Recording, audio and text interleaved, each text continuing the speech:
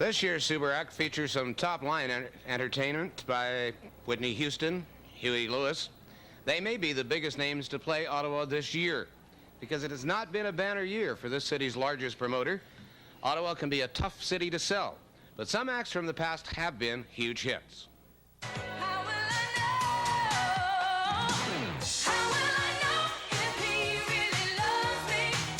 Whitney Houston will know she's loved when she looks out on a full grandstand. That's the power of love. That's the power of love. Huey Lewis and the News know the power of love thanks to the power of hit songs and the power of promotion. While the really big names don't have trouble drawing really big crowds, for Ottawa concert fans it hasn't been a great year. It hasn't been good as previous years, I think. Compared to Toronto and Montreal, it's not nearly as good. Business is a game of shooting the dice, and in some years we're shooting the dice a lot more than we do in other years.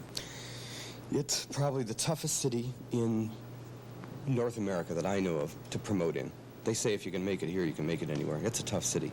Some relatively popular performers who had been expected to do well just didn't.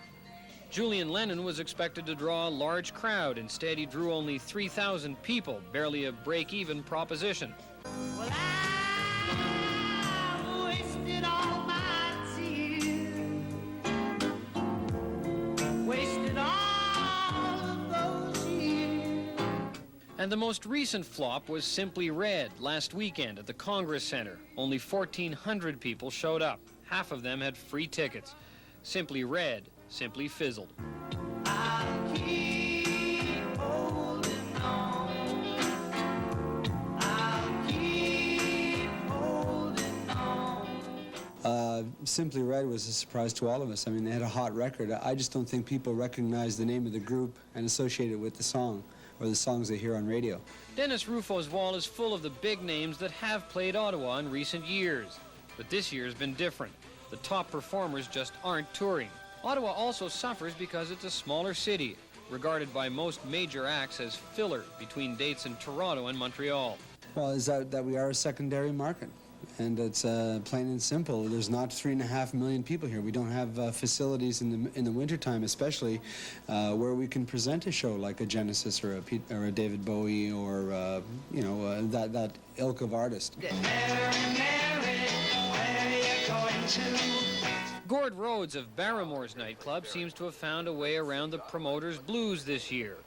He's bringing in popular groups from days gone by, like the Monkees, in town to a sellout Congress Center crowd last month. Baby boomers were after the music that the people grew up with, that they really enjoyed from the past. These bands are becoming available to us now, and we're packaging them all up together, putting 4 or 5 bands together, and that's what seems to be what people want to see.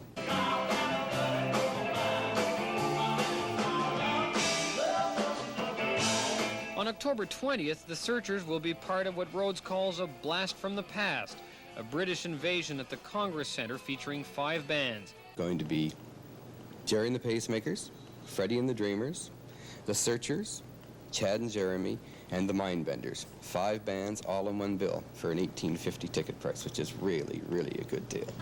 In short, promoting can be hit and miss from one year to the next, trying to satisfy as many palates as there are performers. You know, we shoot the puck in our business, and sometimes you score and sometimes you miss the net. The top names in music at this year's exhibition could signal the beginning of a turnaround in what has been an otherwise mediocre year for concerts in Ottawa. It's shaping up as a very big fall season for entertainment. Along with the British invasion, promoters say Ottawans can expect to see the likes of Bob Seger, Stevie Wonder, Billy Joel, and Neil Young at concerts in Ottawa this fall. Peter Van Dusen, CJOH News.